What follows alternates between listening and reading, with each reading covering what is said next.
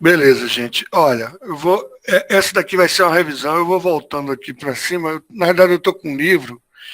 Eu vou acompanhando mais ou menos o livro, tá? Então, eu vou falar capítulo por capítulo quais são as coisas mais importantes do capítulo. E tem muita coisa que eu não vou precisar escrever aqui, principalmente porque eu tenho certeza absoluta que os alunos que estão assistindo a aula são os alunos que estão fazendo os exercícios. Então, são os alunos que estão seguindo o curso. Então, não tem para que eu ficar falando a matéria do ano todo numa aula, numa conversa de uma hora e meia. Tá? Então, os processos de eletrização a gente viu, contato, indução, etc. e tal, viu que cargas elétricas de sinais opostos se atraem, de mesmo sinal se repele, esse tipo de coisa. Tá? Se tiver dúvida em qualquer coisa, por favor, interrompa, tá? Interrompa, não deixe de interromper, tá?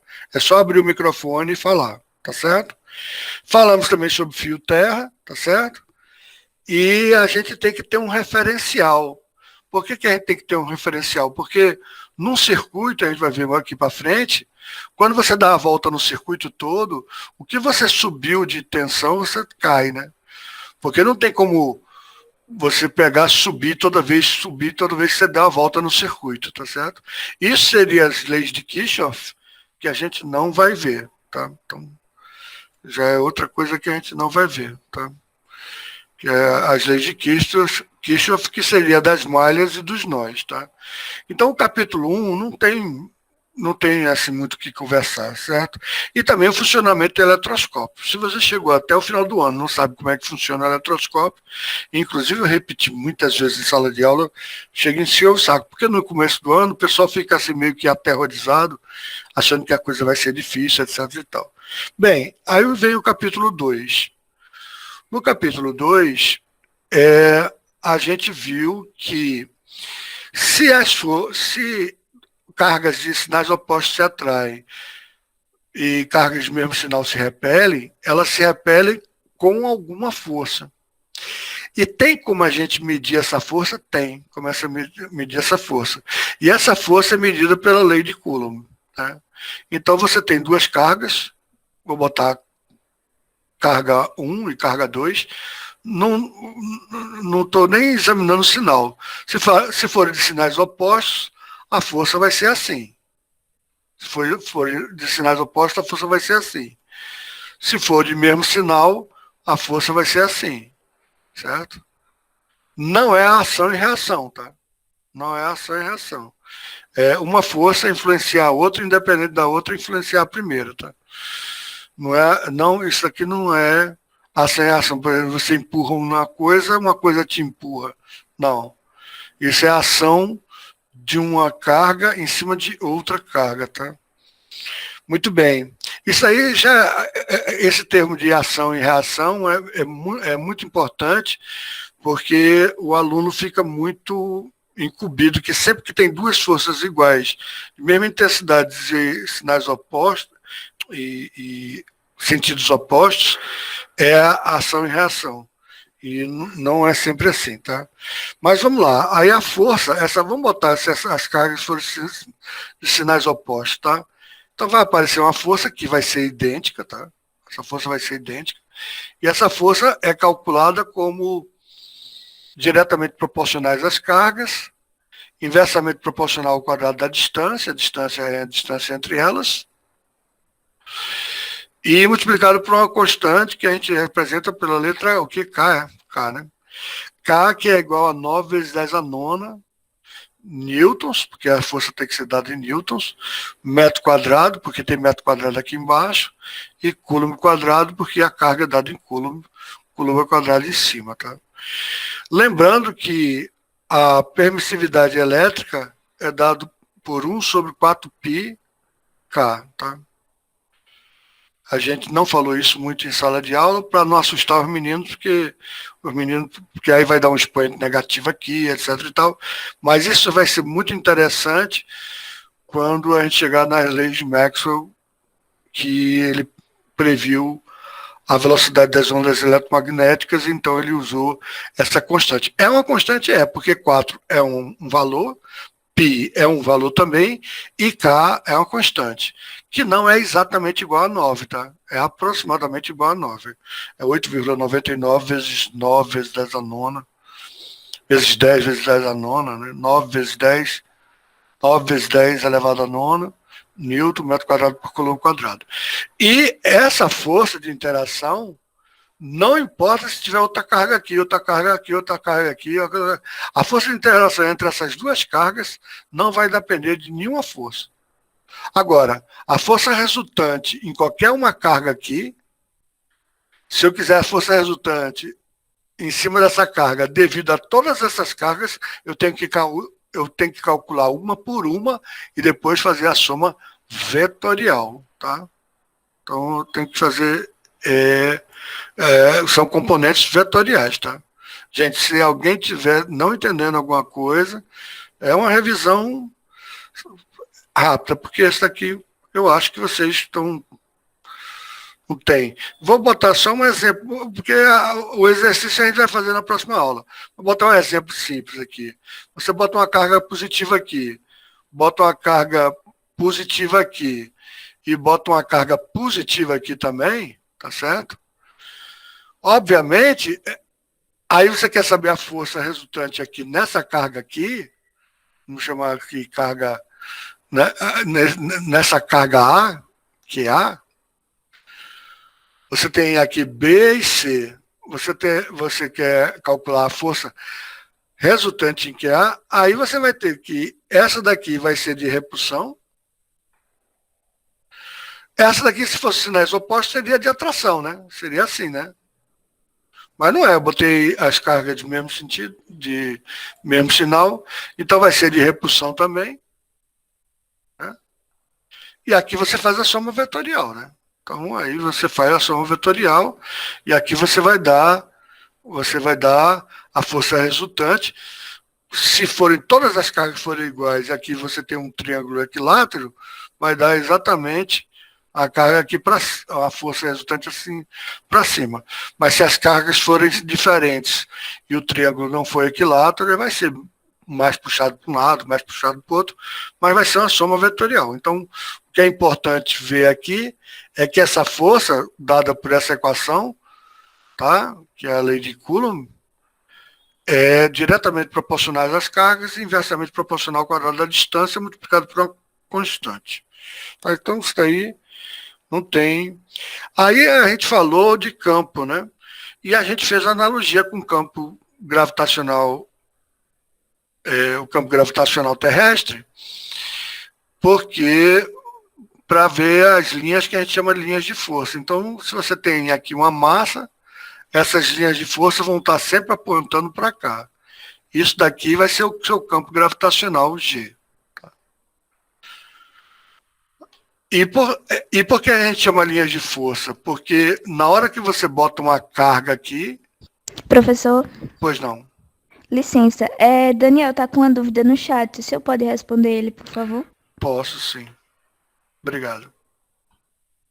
Tipo, como é que a gente vai tirar o vetor? Eu já entendi a parte da direção, por causa dos sinais, da repulsão, etc. Mas como é que a gente vai calcular o vetor dela?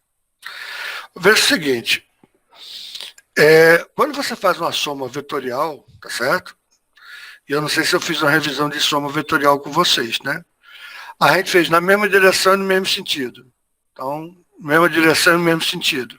É só somar. Na mesma direção e sentidos opostos. É só subtrair. Se forem sentidos ortogonais, aí você usa Pitágoras. Tá? Então vamos supor que você tem um vetor aqui de 3, vou botar um pitagórico mesmo, aqui de 4. Então, o vetor resultante, você está puxando uma pessoa aqui com 3 newtons e está puxando ela para cima com 4 newtons. Então, é como se você tivesse uma força resultante aqui, que vai dar, que se você calcular, vai dar 5. Tá certo? E se você pegar e eles estiverem em qualquer direção, então se você tiver um vetor aqui e um vetor aqui assim, em qualquer direção, E todas as grandezas vetoriais, né? Força, deslocamento, velocidade, aceleração, todas as grandezas vetoriais. Vamos botar força. A gente está estudando força, né? Então vamos supor que você pegou duas cargas. Deixa eu só aceitar aqui. Não apareceu não. Você pegou duas cargas. Aqui F1, F2, tá? Esse é o mais difícil. Aí, como é que você calcula? Você vai pegar, você faz a regra que a gente chama a regra do paralelogramo, né? E o vetor resultante vai ser um vetor aqui no meio, tá certo? Um vetor aqui no meio, tá? Vai ser um vetor aqui no meio. E esse vetor aqui você calcularia como F resultante ao quadrado, aqui seria F1 e F2, né? Como aqui é um triângulo, retângulo, seria F resultante ao quadrado, seria F1 ao quadrado mais F2 ao quadrado, né? No caso de ser direções quaisquer, o F resultante ao quadrado seria igual a F1 ao quadrado mais F2 ao quadrado e mais, eu estou colocando mais porque eu estou pegando esse ângulo daqui, mais 2F1, F2, 2F1, F2 cosseno de θ, tá? Isso é a lei dos cossenos. Então, quando você tem várias cargas, por exemplo, você tem uma carga aqui, aí você tem outra carga aqui, você tem outra carga aqui, você tem outra carga aqui, certo? Aí o que acontece? Vamos supor, só para ficar fácil, vamos colocar todas elas positivas. E elas com um determinado valor, tá? E eu quero a resultante nessa carga aqui, tá? Quero a resultante nessa carga aqui. Então o que eu faço? Eu faço uma a uma. Eu calculo a força resultante desse cara aqui, vai ser uma força resultante para cá. Calculo a força resultante desse cara aqui, vai ser uma força assim, né? Pronto. Aí eu já calculei desse com esse, concorda? Esse com esse. Aí já sei que com esses dois eu já substituo por um só, tá?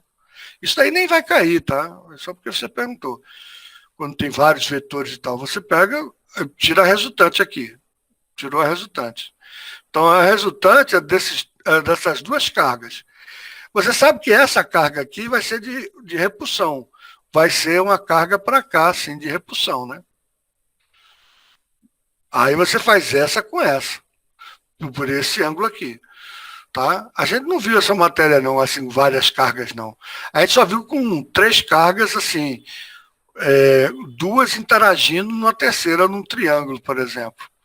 Coisa desse tipo aqui, entendeu? Aí você calcula essa força dessa com essa. Você calcula dessa força essa com essa. Vamos supor que o triângulo seja equilátero, certo? O triângulo é equilátero. Então, se é equilátero, é 60 graus, né? A gente já sabe que é 60 graus, não é isso? Então, como esses dois ângulos são alternos internos, se eu não me engano, opostos pelos vértices, eu não sei como é que é o nome, mas tem a parte da geometria que diz que esse ângulo também é 60 graus. Ora, você calculou você sabe a magnitude de, aqui vamos chamar Q1, Q2 e Q. Então você acha F1, a força de F1 em Q, que vai ser o quê? K, Q1, Q sobre D ao quadrado, essa distância ao quadrado. Você calcula F2, que vai ser K, Q2, Q sobre essa distância ao quadrado. Pronto, então você já sabe quem é que é F1 e já sabe quem é F2. Agora você quer saber a força resultante, vai ser um vetor aqui no meio, pela simetria vai ser um vetor aqui no meio. Se essas cargas forem todas iguais, né? Vai ser aqui no meio. Aí você calcula por essa equação daqui, que é a do cosseno, tá? Que é a mais geral, tá? Que é a mais geral, tá? Não sei se está respondido a tua pergunta. Respondeu a tua pergunta? Não sei, professor. Muito obrigado, já entendi. Entendeu? Não é negócio de se assustar, não. Tá? O que acontece é o seguinte, o que eu quero dizer é que é uma grandeza vetorial. Se é uma grandeza vetorial, você vai usar as regras vetoriais para fazer a soma. Tá? Você não vai se somar de forma escalar. Tá? Então, veja só, aqui as linhas de força, a gente chama linha de força, é uma grandeza vetorial. O vetor campo gravitacional é um vetor. Tá? Agora, a força só aparece quando você bota uma massa de prova. Aí aparece a força. Só que no caso da grandeza da positiva e da negativa, tem dois tipos, né? Então a gente convencionou que o campo elétrico sai da carga positiva e entra na carga negativa. Por que a gente convencionou isso? Que o campo é assim? Porque quando a gente botar uma carga de prova positiva, a carga de prova normalmente é positiva, a força vai ter a mesma orientação do campo. Aqui vai ser de repulsão, então vai ser a força de repulsão. Aqui vai ser de atração, o campo está para dentro, a força também está para dentro. Então, do mesmo jeito que aqui você calcula a força gravitacional como a massa, que é a carga de prova, vezes o campo gravitacional, e aqui são grandezas vetoriais, mas eu estou tentando o máximo possível tirar esses vetores de cima para facilitar o cálculo, tá? Embora a grandeza seja vetorial, mas a gente vai precisar do magnetismo que tudo seja vetorial. E aqui também a força vai ser a carga de prova vezes o campo elétrico. Tá? Ora, veja só, se a força vai ser a carga de prova vezes o campo elétrico, e a força também é KQ, carga de prova vezes a carga que gera o campo, a gente chama de Qzão. E a carga de prova é de Qzinho. Então, esse Qzinho é a carga de prova. Sobre D ao quadrado. Então, compara essas duas fórmulas aqui. Compara elas. Você pode muito bem dizer que o campo é exatamente... Deixa eu botar outra cor. O campo é exatamente esse cara aqui, ó. O campo é esse cara aqui, ó. Né? A maneira de você calcular o campo, olha porque eu não estou querendo botar o vetor. K não é uma grandeza vetorial. O Q, gerador do campo, não é uma grandeza vetorial. E a distância ao quadrado não é também uma grandeza vetorial, mas está... Então, eu teria que colocar módulo do vetor campo elétrico, tá? Então, o vetor campo elétrico, o módulo do vetor campo elétrico, eu posso dizer que é a força, tá? Sobre a carga. A força é dada em Newton e a carga é dada em Coulomb. Então, Newton por Coulomb seria a unidade, tá? Ela tem unidade também, volt por metro, mas a gente vai ver depois que a gente vê potencial. Então, qual é o resumo da matéria do terceiro capítulo, do segundo capítulo? A lei de Coulomb é dada por isso, do segundo e terceiro. A lei de Coulomb é dada é diretamente proporcional às cargas e inversamente proporcional ao quadrado da distância, multiplicado por uma constante. Então, pronto. E é uma grandeza vetorial. Então, eu tenho que botar módulo aqui. Eu não estou colocando módulo para não dificultar, entendeu? Só para não ficar cheio de tracinho. Força é uma grandeza vetorial. Aqui eu estou calculando o módulo da força, entendeu? O módulo da força, tá? Mas a direção e o sentido vai dar de acordo com a carga, se for de atração, de repulsão, a intensidade da carga, etc. e tal. E você tem que o campo vai ser a força sobre a carga. Tá? Ou seja, o campo pode ser dado, se é força sobre a carga, pode ser dado por KQ sobre D ao quadrado. Tá? Aqui sobre D ao quadrado. Deixa eu ver quem está entrando aqui. Certo? Vai ser KQ sobre D ao quadrado. Ou então você acha, pelo que a gente falou, que a força vai ser a carga de prova vezes o campo. Veja que eu não estou botando as setinhas aqui em cima, tá? Eu teria que colocar as setinhas e colocar módulo, tá certo? Quando eu coloco sem as setinhas, aí eu estou falando que é a intensidade. Eu estou atribuindo como se a grandeza fosse uma grandeza escalar. Mas força não é uma grandeza escalar, é uma grandeza vetorial, e campo magnético e campo elétrico também é uma grandeza vetorial. Tá certo? Beleza? Tudo bem? Bem.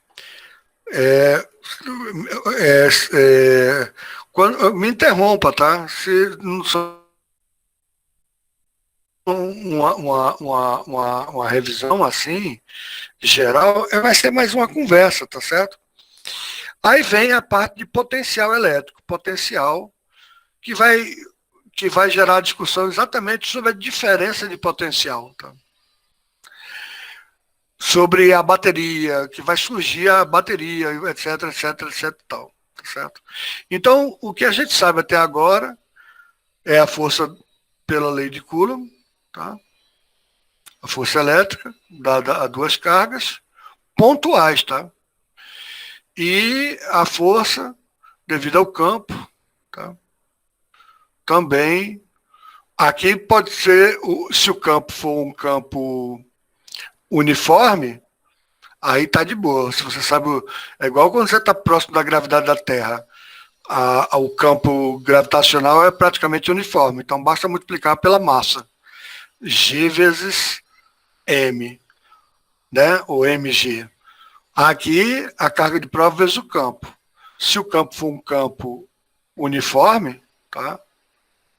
O campo uniforme, como é que você consegue um campo uniforme? Basta você colocar uma placa toda positiva de um lado, uma placa toda negativa do outro. Ela não sai do positivo e entra no negativo, aí você pode criar um campo uniforme, tá certo? Como o campo uniforme não está sendo gerado por uma carga, e a gente viu que se for gerada por uma carga pontiforme, a maneira de você calcular é assim. Você pega esse Q, passa para cá, para baixo, dividindo, né? Porque se F é igual a Q vezes E, E é igual a F sobre Q, né? Então, se você dividir F por Q, ó, F é isso aqui tudo. Se dividir por Q, vai cortar Q com Q, vai sobrar E. Isso é o campo devido a uma carga pontual. Então, você tem uma carga pontual aqui, tá? Aí você tem, o campo vai depender da distância, tá? Mas se você tem um campo uniforme, aí não. Se você tem um campo uniforme, é igual à gravidade. Você está aqui na Terra. A Terra está tão grande, aqui é Terra, tá? Terra. A Terra está tão grande que aqui é como se o campo todinho fosse uniforme, tá? Não é como se a Terra estivesse aqui, a Lua aqui, aí o campo não seria uniforme. Então, quando você derruba alguma coisa, você simplesmente cai, porque você vai ter que a força vai ser a massa vezes o campo gravitacional terrestre. Então, como é que você calcula? Se a carga não é pontual, mas você sabe qual é o campo elétrico, e ele é uniforme, então como é que você vai saber a força sobre uma carga de prova que está aqui? Pega a carga e multiplica pelo campo. Acabou. Tá?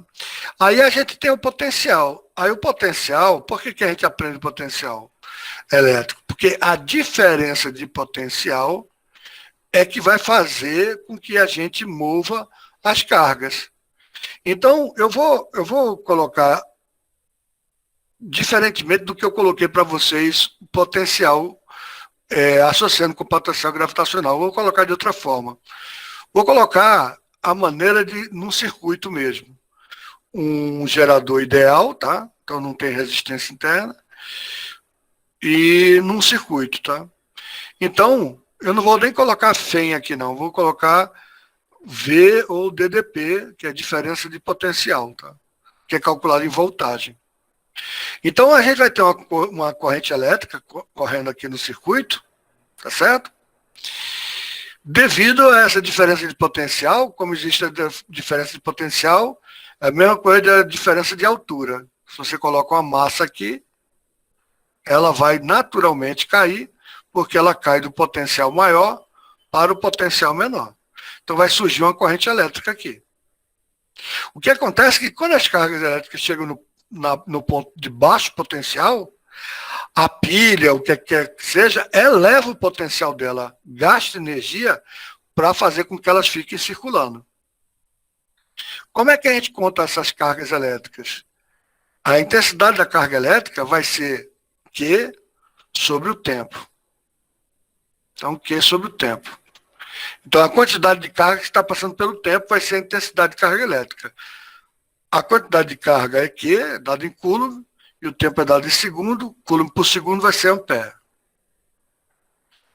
A definição de ampere, aí é que é pena que o curso não chegou até a atração e repulsão de dois fios, porque quando você tem uma corrente num fio, por isso que daqui é uma conversa, você gera um campo magnético.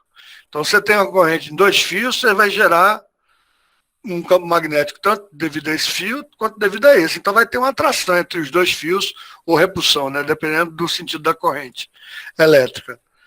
Então a unidade ampere foi definida pela intensidade, a intensidade da corrente elétrica que produz uma determinada força, num determinado meio, etc. e tal. E não pela quantidade de carga que está passando pelo tempo, como a gente está dando aqui, que fica bem mais fácil, né? Coulomb por segundo ser ampere, tá? Mas aqui, quando a carga chega, ele tem que realizar um trabalho. Então, o que é que significa essa DDP? Essa DDP vai ser o quê? Vai ser o trabalho que eu realizo para cada carga passar do polo de baixo potencial para elevar o potencial dele. Então, meu potencial está relacionado com o trabalho. Tá certo? Meu potencial está realizado com o trabalho. Agora, acompanha aqui comigo, só para me dar uma comparada aqui com o campo elétrico. O potencial está realizado tanto com o trabalho, mas o que é trabalho? Né? Força vezes deslocamento, né? Força vezes deslocamento. Só que esse deslocamento teria que ser num campo elétrico uniforme, tá? Sobre a carga. Beleza? Agora vamos brincar aqui, vamos brincar com essa fórmula aqui. Força é igual a K, Q sobre D ao quadrado. Aí já viu que se eu passar esse Q aqui para baixo dividindo, eu tenho F sobre Q, que é igual a E, né? E é igual a K, Q sobre D ao quadrado, não é isso? Agora vamos brincar mais aqui. Eu tenho que E vai ser igual a K, Q sobre D ao quadrado. Beleza? Agora, eu vou pegar, no lugar onde tem força aqui, eu vou substituir por isso aqui tudinho. Essa desgraceira todinha. A gente já viu que a diferença potencial é dada pelo trabalho, que é força vezes deslocamento, pela carga. Tá? Eu vou jogar essa bagaceira todinha aqui. Vê se você me acompanha matematicamente. Tá? Eu estou botando de forma matemática só porque eu não coloquei isso em sala de aula de forma matemática, mas eu acho que eu estou com meio que liberdade de colocar para vocês aqui. Tá? Então, a força é dada por isso aqui, tá? Dado por isso aqui, força. Só que é força vezes deslocamento, para ser trabalho, dividido pela carga, que é a carga que eu vou levar do polo negativo para o polo positivo, né?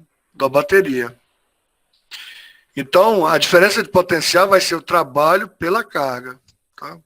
Certinho.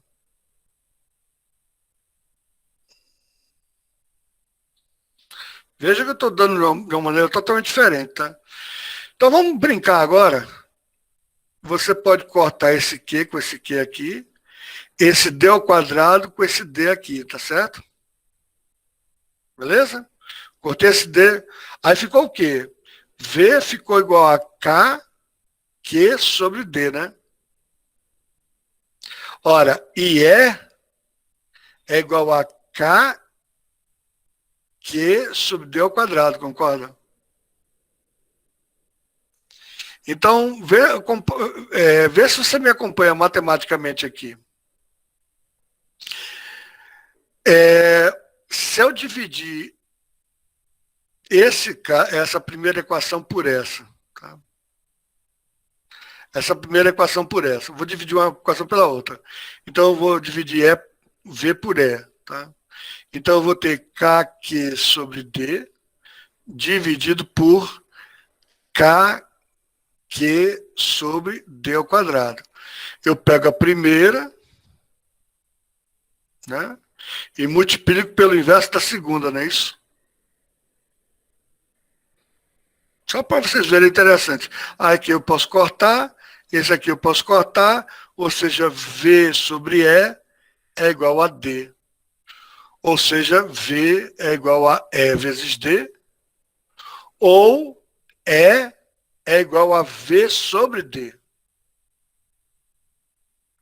Por isso que lá no começo eu falei que o E é dado em Newton, porque é força sobre carga, Newton por Coulomb, ou então em volt por metro. Tá? Isso é só uma curiosidade, tá, gente? Porque eu não dei isso em sala de aula, não, tá? Eu não dei isso em sala de aula, não. Então, quando você tem um campo elétrico uniforme, você tem um campo elétrico uniforme, tá certo? Pessoal, a brincadeira é essa. Você tem um campo elétrico uniforme. Você quer saber a diferença de potencial do ponto A até o ponto B? Pode ser em qualquer lugar, tá? Porque ele não é uniforme. Eu vou botar em cima da mesma linha, mas pode ser em qualquer lugar aqui. Ora, como é que você calcula essa DDP, essa diferença de potencial entre o ponto A e o ponto B? Porque se você soltar uma carga aqui, ela vai andar, né? Ela não vai andar? A carga positiva aqui, ela vai andar. Ela está dentro de um campo, ela vai andar. Ora, a diferença de potencial, se é igual a V sobre D, V é igual a E vezes D, né? Então, você calcula a diferença de potencial simplesmente por E vezes D. Tá? Isso aqui a gente não deu em sala de aula, tá? Infelizmente, a gente não deu em sala de aula. Eu não sei nem se vocês pegaram aí, tá? Foi só uma explanação bem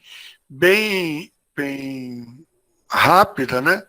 Mas mostrando por que o envolvimento de trabalho dentro de uma campo, porque quem está estudando potencial elétrico, tá?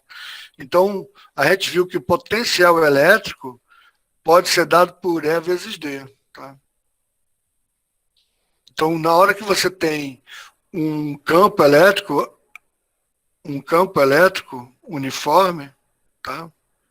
Um campo elétrico uniforme, se você quiser saber a diferença de potencial, pode ser em qualquer religião, viu?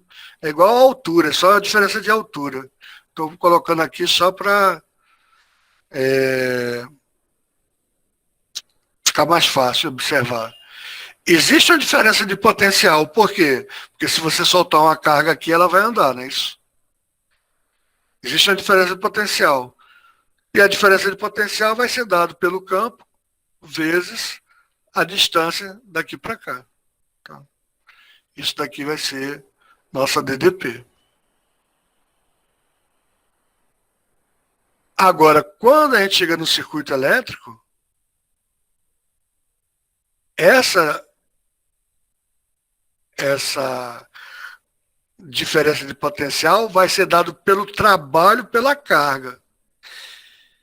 Eu não vou perguntar quem é que pode me dizer por que quando eu pego uma pilha eu vou definir a diferença de potencial elétrico assim, dessa forma, e quando eu estou dentro de um campo elétrico, eu defino a diferença de potencial dessa forma aqui, totalmente diferente. É porque na pilha você está gastando energia para elevar a carga do menor potencial para o maior, entendeu? A pilha não está gerando um campo elétrico. A pilha está gastando energia química. Ela está gastando, ela está realizando trabalho para elevar a carga de um ponto para o outro. Então, numa pilha não tem campo elétrico, embora exista diferencial de potencial elétrico. Tem, só tem se você pegar e colocar numa placa de um capacitor aqui, que a gente, infelizmente, não viu. Esse ano não deu para a gente ver. Porque aí vai criar um campo elétrico aqui. Aí vai criar um campo elétrico. Aqui vai estar positivo, vai estar todo positivo, e aqui vai estar todo negativo, tá certo? Beleza? Deixa eu ver se tem mais gente tentando entrar aqui. Tem não. Alguém quer fazer alguma ponderação sobre isso aí? Porque eu não dei isso em sala de aula não, mas é interessante você ver que a diferença de potencial dado numa pilha, deixa eu mostrar para vocês que uma pilha não tem diferença de potencial. Não existe diferença de potencial. Embora exista trabalho. Aqui é o polo positivo de uma pilha. Aqui é o polo negativo de uma pilha, né? Vê que coisa legal. Vê que coisa legal. Aí tem outra pilha aqui. Tem outra pilha aqui que tem o polo positivo e tem o polo negativo, né? Ora, bota o elétron aqui para ver se o elétron vai andar daqui para cá. Não, esse cara, por ser um polo positivo, não significa que ele tem acúmulos de falta de cargas negativas, ou seja, aqui seja um monte de cargas positivas e aqui um monte de cargas negativas. Pois não. Vale. Licença, eu não sei se o senhor colocou no grupo, é que chega muita mensagem, eu acabo perdendo. Mas qual é o nome dos assuntos que caem eu coloquei aqui, eu vou dar um print. Vou dar um print, porque na próxima aula vai ser resolução de exercício. Essa aula de agora é mais conversa, tá? É mais uma conversa. Eu vou dar um print aqui e vou botar lá no grupo. Deixa eu botar. Vou botar lá no grupo. Aqui, ó, tem. Vou botar no grupo agora, tá? Força elétrica, lei de Coulomb, campo elétrico, potencial elétrico, lei de Ohm, tensão elétrica, resistência, potência, gerador e receptor, corrente elétrica produzida por um campo magnético e força magnética sobre uma carga elétrica. Agora, eu vou colocar 5 questões só. Na prova vai ser 5 questões só. Então, logicamente, não vai abordar todos os assuntos aqui. Quais são os assuntos mais importantes para você saber? Você tem que saber esse último assunto, que é o campo magnético, que é produzido por uma corrente elétrica que passa num fio. Tá certo? Que foi a experiência de Ørsted. Isso aqui chama-se lei de Ampère. Tá certo? Aí vai ver uma questão de gerador, que vai envolver tudo.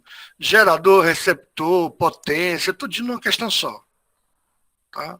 Aí com isso eu já mato resistência, potência. Não vou colocar resistência em paralelo. Não vou colocar resistência em paralelo. Tá? Muito bem. Lei de Ohm pode cair porque você vai ter um gerador e você pode querer calcular a corrente elétrica. Então, a lei de Ohm vai calcular e os resistores todos ômicos. Não vai ter o cálculo de uma resistência de acordo com o tamanho, a bitola do fio, o comprimento do fio, aquele ρ vezes L sobre A, aquela coisa não vai cair, tá certo? E essa parte aqui de potencial elétrico eu não vou colocar também não. Eu posso colocar uma questão de lei de Coulomb para você saber que é uma grandeza vetorial, tá certo? E você saber a resultante de uma grandeza vetorial, tá? E a maneira de você calcular através da força elétrica, né? Então você calcula a força, depois calcula a força resultante. Então, seria uma questão para calcular a força resultante. Poderia calcular assim um campo. Isso a gente vai resolver na próxima aula, tá? A gente vai resolver a questão. E as questões que vão cair na prova vão ser muito parecidas com as questões que eu vou colocar na próxima aula. é a relação do campo elétrico com potencial elétrico. Essa conversa que eu tive ainda agora foi para mostrar que na pilha, embora exista diferença de potencial, não existe campo elétrico, porque aqui existe energia química, foi só uma conversa. Tá? Pronto, isso daqui seria outra questão. Lei de Ohm estaria junto com gerador, Tá certo, obrigada. e resistência. Tá? Eu também não, deixa eu continuar aqui só para... Agora, isso daqui também pode ser produzida por uma espira, que aí já é essa outra fórmula, ou então uma bobina, que são várias espiras, que é só multiplicar pelo número de voltas, certo? Beleza? Então tá lá no grupo, tá? Tá lá no grupo. Beleza? O que mais que a gente vai conversar hoje? Bem, então vamos fazer um resumo, tá? Um resumo. Que a gente viu até agora, força pela lei de Coulomb vai ser Kq sobre d ao quadrado, lembrando que a força é uma grandeza vetorial. Campo, se for devido a uma carga pontual, vai ser Kq sobre d ao quadrado. Tá? Isso é campo, tá legal? Ou a força, você calcula, se o campo for uniforme, mesmo se não for uniforme, se você souber o campo em determinado lugar, você pega a carga de prova e multiplica pelo campo. Do mesmo jeito que a força gravitacional, você pega a massa e multiplica pelo campo gravitacional da massa, que é da massa, que é G, né? mg. Aqui é Q vezes E. Tá? Então a gente viu isso. Aí a gente viu que o potencial elétrico, tá certo? Vai ser o campo vezes a distância, se você tiver um campo elétrico. Mas como agora a gente está partindo para... Isso daqui, ó, esse resuminho aqui todinho foi a parte de eletrostática. A eletrostática acaba aqui. Aí o pulo para eletrodinâmica é esse aqui, ó. A gente pega V, é o trabalho pela carga numa pilha. Trabalho pela carga numa pilha. E a intensidade da corrente é a quantidade de carga que passa pelo tempo numa pilha. Tá? Pronto. Então, aí agora a gente já está em eletrodinâmica. Então, a gente pode desenhar um circuito perfeito, um gerador perfeito aqui, e uma resistência apenas para calcular a intensidade da corrente elétrica. Aqui eu vou chamar de V, não vou chamar de E. Não vou chamar de força eletromotriz. Vai ser V. V vai ser o trabalho pela carga, que está aqui. E I vai ser a quantidade de cargas pelo tempo. Tá? Com isso, a gente chega na equação da potência. Porque potência é trabalho pelo tempo. Se você pegar essa equação, aqui eu botei Qzão, deixa eu tirar esse Qzão, só para não confundir. Deixa eu botar Qzinho aqui também. Para não confundir, deixa eu botar Qzinho aqui. Vou botar Qzinho aqui. Tá? Então, vê só. A diferença de potencial vai ser a energia que eu gasto, trabalho, para cada carga passar do menor potencial para o maior potencial. A corrente elétrica vai ser a intensidade da corrente de cargas pelo tempo. Então, isso aqui vai ser joules por coulomb, que a gente vai chamar de volts. Isso aqui vai ser coulomb por segundo, que a gente vai chamar de ampere. Agora, vê, a potência é trabalho pelo tempo, joule por segundo, que é o watt. Ora, se eu multiplicar em cima por Q, e se eu dividir embaixo por Q, eu não alterei nada, né? Concordo? Não altero essa equação. Só que o Q sobre T é I, e trabalho sobre Q é V. Então, a potência pode ser calculada como VI. Tá? Pronto, chegamos na potência. Agora, a lei de Ohm. A lei de Ohm vê o seguinte, que se você tem um potencial, a corrente aumenta de acordo com o potencial, é diretamente proporcional. Tá?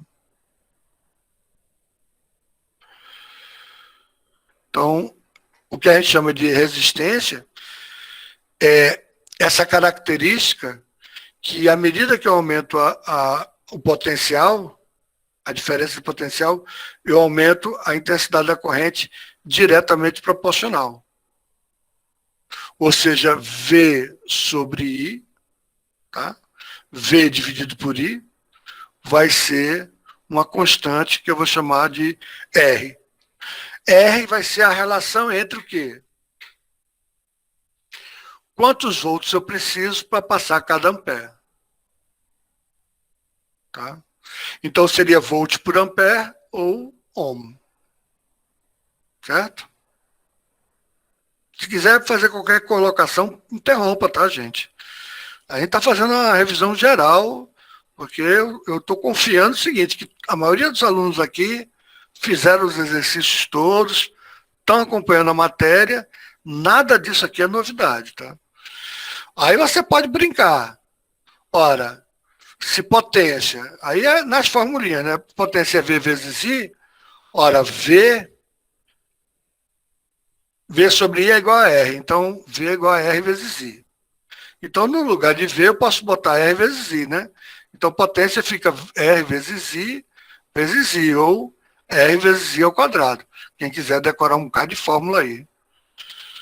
E ainda posso brincar mais, né? Eu posso brincar da seguinte forma. Se V é igual a RI, I é igual a V sobre R, né? Então, potência, no lugar de I, eu posso botar V sobre R. Então, seria V ao quadrado sobre R. Tá? Quem quiser decorar um monte de fórmula. Eu não aconselho não, eu decoro só essa aqui. E, obviamente, a da lei de Ohm, que é V é igual a R vezes I, tá? Isso para resistores ômicos, tá certo? Agora, isso tem uma implicância nos resistores em série e em paralelo. A gente só vai ver os resistores em série. Eu vou dispensar o resistor em paralelo. Por que a gente vai ver os resistores em série? Porque num gerador, a resistência interna do gerador fica em série com a resistência interna a resistência do circuito. Então, se você tem duas resistências, R1 e R2, né, você vai ter uma única corrente aqui. Você tem uma única corrente aqui. Mas você tem uma diferença de potencial V aqui, que vai ser a diferença de potencial V1 mais a diferença de potencial V2. Então, V vai ser igual a V1 mais V2. Você tem que ter uma queda para passar essa corrente, que é a mesma nos dois. Você tem que ter uma queda para passar a corrente aqui em R1 e tem que ter uma diferença de potencial aqui em R2 para passar a corrente. Mas a soma da diferença de potencial é o potencial total. Ora, esse seria o resistor equivalente vezes I. Esse daqui, esse V1, seria R1 vezes a corrente é o I. E V2 seria R2 vezes o I. Ora, cortando todos os I's, você tem que a resistência equivalente em série é R1 mais R2. E eu não vou colocar a resistência em paralelo, nem vou discutir ela agora aqui. Só se vocês quiserem, né? Por curiosidade, como é que a gente chega na equação dos resistores em paralelo, né? Posso fazer a demonstração rápida, mas tem gente que, já que não vai cair, não quer saber, né? Aqui, as correntes são diferentes. Você tem I1, tem I2 e tem I3. As correntes são diferentes. O que é que eles têm em comum? Estão na mesma diferença de potencial. Tá certo? Mas a corrente I total vai ser igual a I1 mais I2 mais I3. Tá? Ora, mas a gente não viu que I é igual a V sobre R, né? Aí não viu? Aqui, ó, I não é igual a V sobre R. Significa que V sobre R vai ser igual a V sobre R1, mais V sobre R2, mais V sobre R3. Cortando todos os V's, você vai ter o resistor equivalente, que é 1 sobre R1, mais 1 sobre R2, mais 1 sobre R3, tá? Embora não vá cair, R3, desculpa. Embora não vá cair, tá aí a dedução. Então, eletrostática, lei de Coulomb, campo elétrico, força devido ao campo elétrico, diferença de potencial no campo elétrico, obviamente eu vou botar no campo elétrico uniforme, se eu colocar a diferença de potencial. Aí começou a eletrodinâmica. Eletrodinâmica, numa pilha, a energia que você gasta para pegar a carga é levar de um polo para o outro. A carga está circulando aqui. Para elevar, eu tenho que gastar energia. Então, a diferença de potencial vai ser o trabalho pela carga. E a corrente vai ser a carga pelo tempo. Então, aqui é Coulomb por segundo e aqui é Joule por Coulomb. Coulomb por segundo a gente chama de ampere e Joule por Coulomb a gente chama de volts. A gente chama de volts. Então, como potência trabalho pelo tempo, Joule por segundo, ou watt, se eu multiplicar aqui em cima e aqui embaixo, eu vou ter VI como sendo potência. Então, se você sabe a diferença de potencial de uma pilha e sabe a corrente, você sabe a potência que ela está utilizando. E tem todas essas variáveis aqui, deixa eu botar outra cor, tem todas essas variáveis aqui que é só decoreba besta de fórmula, né? Você tem a lei de Ohm, que é a relação entre a voltagem e a corrente, só isso. Tá? Resistores ômicos. Se o resistor tiver muita resistência, ele vai ser a inclinação assim. Se ele tiver baixa resistência, vai ser a inclinação assim. Por quê? Porque esse cara tem muita resistência? Porque você precisa de uma voltagem bem grande para passar bem pouquinho a corrente. Ó. Não passa corrente quase nenhuma. Aqui, por que essa resistência é pequena? Porque você bota uma voltagem bem pequena e já passa uma corrente bem grande. Tá? Então, a resistência é diretamente proporcional à voltagem, inversamente proporcional à corrente. Quanto mais voltagem você precisa para passar uma corrente, mais resistência o cara tem. Quanto mais corrente passa, é porque ele tem pouca resistência. É diretamente proporcional à voltagem, inversamente proporcional à corrente. Querem fazer alguma colocação até aqui? Deixa eu fazer uma enquete aqui para saber se vocês estão... vocês estão seguindo a aula? Vamos falar. Gleise, Ian, Israel, Nara, Jennifer, Ricardo, Betânia, Stephanie, Gabriel. Só o que aparece aqui na minha tela. Tem 28 pessoas. Dá para escutar sim, professor. Deu para entender tudo. Porque foi só uma conversa, né? Eu estou até admirado, está tendo muito aluno, com 28 alunos. Eu esperava que tivesse só uns 6. 28. Olha, gente, deixa eu abrir um parênteses aqui, tá? Não, deixa eu dar eu vou abrir esse parênteses, porque eu vou conversar sobre como é que a gente vai fazer a prova, quem é que vai passar, quem é que não vai passar, tá? Então... E alguém lê o chat aí para mim, porque é melhor vocês falarem, ok, sim, sim. Que isso, meu amigo, tá top. Beleza. Tá, é porque eu fico preocupado. Tu imagina se eu desse um negócio desse em sala de aula. Os alunos iam ter alunos se suicidando em sala de aula. Eu estou dando para vocês que estão acompanhando a aula, eu posso ter essa conversa assim bem rápida. Vocês estão, entendeu? É muito legal. A física é muito legal, cara. Física é muito legal, entendeu? E é tudo fechado, sabe? E tem como provar, entendeu? As coisas. Bem, vamos acompanhar a associação de resistores. Já falei, gerador e receptor. Gente, a questão do gerador e do receptor é o seguinte, porque na vida real, um vai produzir e o outro vai receber, né? Lógico que se você não botar nada para funcionar, o que é que adianta? Só que no caso, o gerador, ele tem a FEM. Mas uma parte ele mesmo consome. O receptor, ele só consome uma parte útil. Aí vai chamar de Elinha. Uma parte útil, força contra-eletromotriz, é para funcionar o ventilador, funcionar o que é, luz, o que é que seja. E outra parte é desperdiçada. Então aqui só tem queda. Quando a corrente cai, sempre cai do positivo para o negativo. Do positivo para o negativo, do maior potencial para o menor. Então aqui é uma soma. Aqui não, porque quando a corrente está caindo aqui, está passando aqui, sempre cai do maior potencial para o menor. Mas no gerador, no cara que está gerando, a corrente vai do lado contrário, porque eu estou elevando o potencial. Então, aí você tem uma coisa que é comum aos dois, que é a diferença de potencial. Então, do ponto de vista do gerador, como é que eu chego na diferença de potencial? Eu pego a FEM, que é o que eu tenho produzido, menos o quanto cai no resistor interno.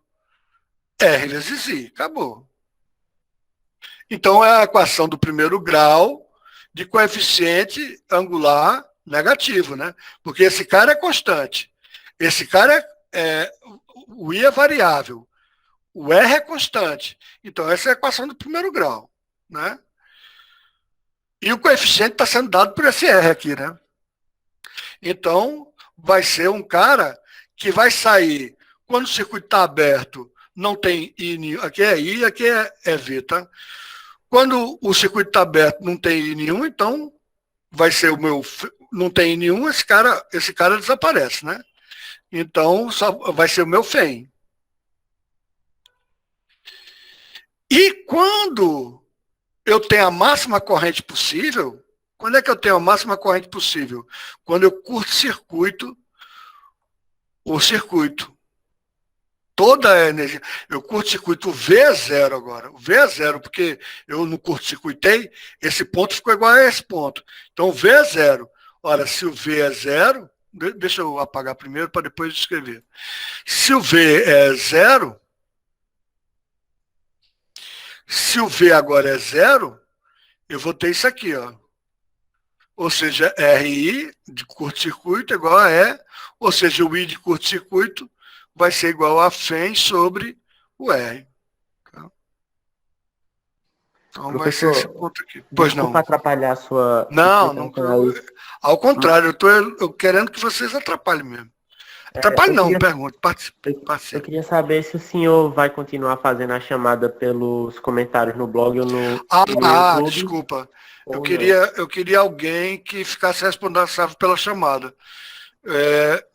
Aqui eu já vi, deixa eu ver aqui, porque tinham 28 pessoas, né? Tá com 26. Eu queria que alguém anotasse aqui. Alguém pode anotar esses nomes todinho aqui, dar um print. Deixa eu dar um print e colocar lá no grupo. Vou dar um print e colocar lá no grupo. Mas eu queria que alguém ficasse responsável por isso, porque teve gente que entrou e depois saiu. Eu tenho uma coisa para falar com vocês antes de terminar a aula. Eu vou terminar daqui a uns 15 minutos, tá? A aula, tá? Beleza, gente? Aí veja o seguinte, e do ponto de vista do receptor? Do ponto de vista do receptor, se eu não ligar a nada, não vai ter corrente nenhuma, né? Não vai ter corrente nenhuma. Beleza. Ele não vai estar funcionando, tá certo? Mas o valor nominal da força contra-eletromotriz dele, o valor da força contra-eletromotriz dele vai existir, vai ter um valor lá, certo? Então aqui é I, aqui é V. Então o que acontece é o seguinte, ó. Veja, esse V aqui só tem queda, ó. Mais essa queda aqui, tá? Então, em vez de eu botar menos e menos, essa queda daqui para cá, eu vou dizer que é a queda da força contra a eletromotriz, mais a queda no resistor interno. Ora, essa é a equação do primeiro grau, só que o coeficiente positivo. Então, deixa eu botar outra cor.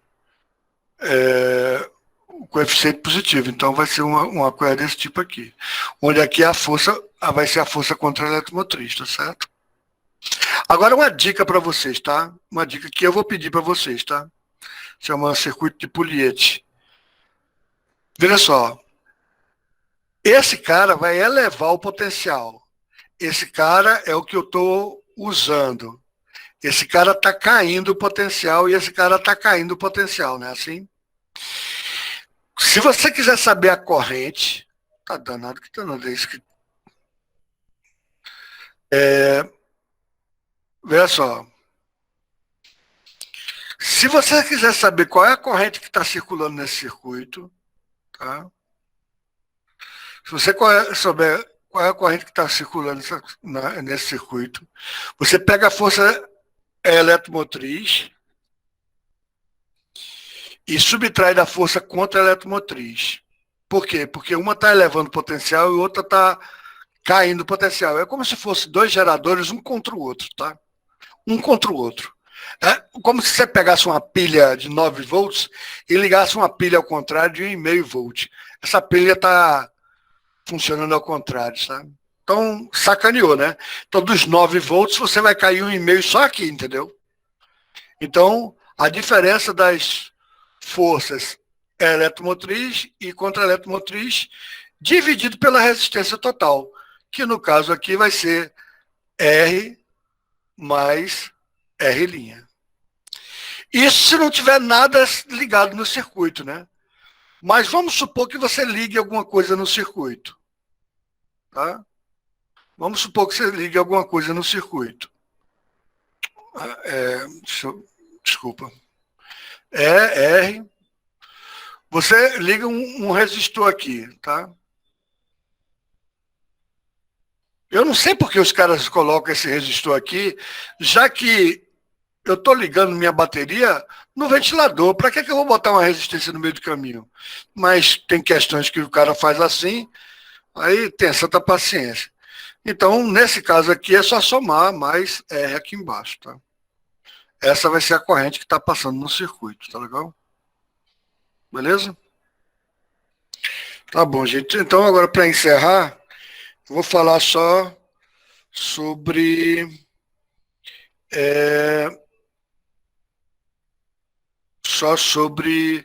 a indução magnética, tá?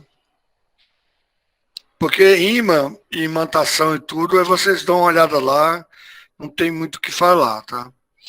Agora tem os materiais que são ferromagnéticos. Materiais ferromagnéticos, níquel, cobalto e ferro e magnetita, tá?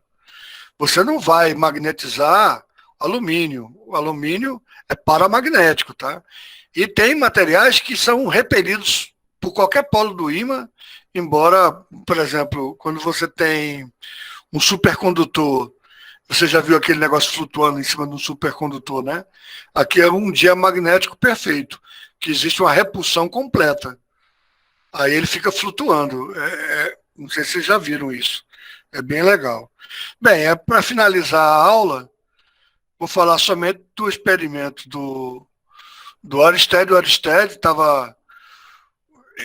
Ele afirmou até o final da vida dele que não foi assim não, mas já existia a pilha de volta,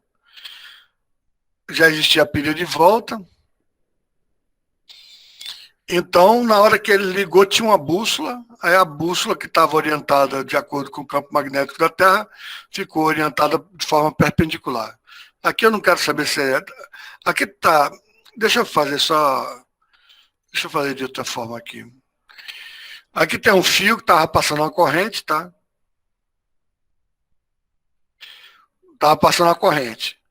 E tinha uma bússola que ficou orientada magneticamente, tá? Por que eu não estou botando essa bússola aqui? Porque agora aqui começa a ser tridimensional e você tem que usar a regra da mão direita. Então agora mesmo, olhando para o vídeo, você coloca seu dedão na direção da corrente elétrica. Seu dedão na direção da corrente elétrica, tá? Agora a gente vai tratar tridimensionalmente. A corrente elétrica vai gerar um campo magnético. Então, seu dedão, né? Seu dedão está na corrente elétrica. Agora, como fosse fazendo esse movimento assim de, sei lá, esse tipo de movimento, os outros dedos tudinho você faz como se fosse cercando alguma coisa, né? O que acontece é o seguinte, pela regra da mão direita, o dedão vai indicar o sentido da corrente. E a gente vai indicar a entrada do vetor campo magnético, porque a gente está vendo, é como se aqui fosse o vetor, fosse uma seta, assim, ó. Aqui é a traseira do vetor, ele está entrando dentro da tela, e aqui é a parte de frente do vetor, entendeu? Ele está saindo da tela. Então, Ampère achou essa relação aqui. Permeabilidade magnética, que é 4π vezes 10 a menos 7. Deixa eu ver qual é a unidade. Permeabilidade magnética, que vai ser a corrente, então vai ter ampere embaixo, sobre 2πr, então vai ter metro por ampere. Então, sobre 2πr, tá? Pronto.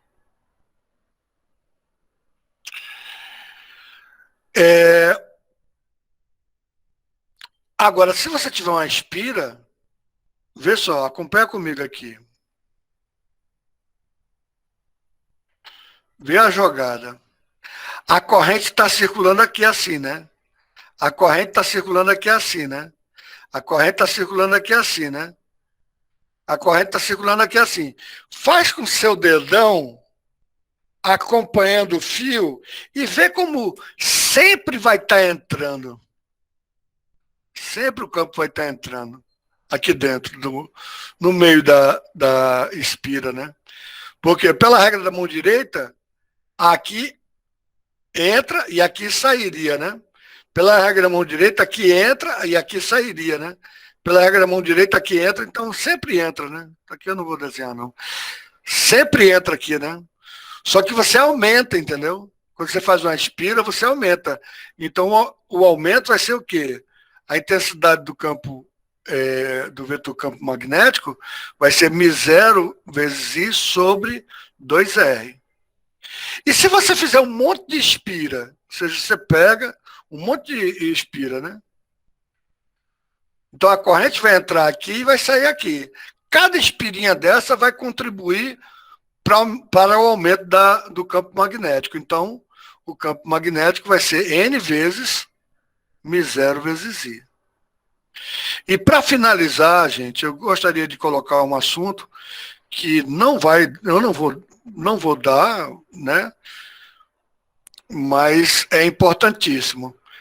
A gente falou que a força gravitacional é a massa vezes... Pois não. Nunca vou falar, mas eu vou ter que sair. Tá, tudo bem. Tá certo, tchau. Tudo bem, tudo bem. Eu vou conversar com vocês sobre a prova, etc e tal. Aí, porque eu não vou deixar gravado, não. O negócio, quando eu for conversar sobre a prova, eu não eu vou parar a gravação, tá? Então, a força gravitacional ficou a massa vezes o campo gravitacional. A força elétrica ficou a carga vezes o campo elétrico. E a força magnética, vou botar a força elétrica, né? A força... Não, deixa eu botar só a força, porque vocês vão entender por quê daqui a pouco. A força aqui é a força de natureza elétrica, a força sobre uma carga elétrica, tá? E a força sobre uma carga elétrica devido ao campo magnético. Porque do mesmo jeito que uma corrente elétrica, cargas elétricas, induz um campo magnético, tá? Se você tiver uma carga elétrica num campo magnético, vai induzir uma força elétrica sobre essa carga que está no campo magnético. Então, vê a brincadeira aqui, nesse caso. A força sobre uma carga elétrica que esteja num campo magnético, vai depender do campo magnético. Estou botando tudo, isso é tudo grandeza vetorial. Eu vou botar grandeza vetorial porque eu quero mostrar um negócio para vocês. Vai depender do campo magnético, vai depender da carga, lógico, porque quanto maior a carga, maior vai ser essa força. Quanto maior o campo magnético, maior vai ser essa força.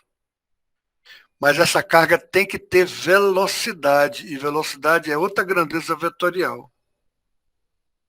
Quando você multiplica, é por isso que eu não vou dar, tá? Quando você multiplica duas grandezas vetoriais, se elas não estiverem no mesmo sentido, o vetor resultante é um vetor perpendicular às duas. Como é que pode ser isso? Aqui está o vetor campo magnético. Essa carga tem que ter velocidade, mas não pode ser na mesma direção do campo. Tem que ter uma aberturazinha. Deixa eu botar outra cor. A carga tem que ter uma velocidadezinha. A carga tem um valor, mas tem que ter uma velocidadezinha, tem que ter um ângulo. Certo? Aqui é a velocidade da carga. Aqui é uma carga. Aqui é uma carga elétrica com a velocidade, aqui é o campo. O vetor é perpendicular aos dois. Como é que pode? Aí tridimensionalmente eu tenho que pegar... Ah, que saco, botei a mesma cor. Deixa eu botar outra cor. Tridimensionalmente essa força é uma força assim, ó. É uma força assim.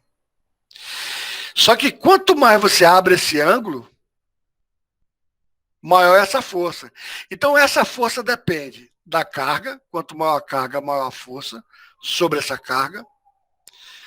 Essa força depende da velocidade da carga. Quanto maior a velocidade da carga, maior a força. Essa força depende do campo. Quanto maior a intensidade do campo. E essa força vai aumentando até no máximo quando ela chega mais ou menos em 90 graus, que eu vou botar aqui outra cor. 90 graus ela tem o máximo. Tá?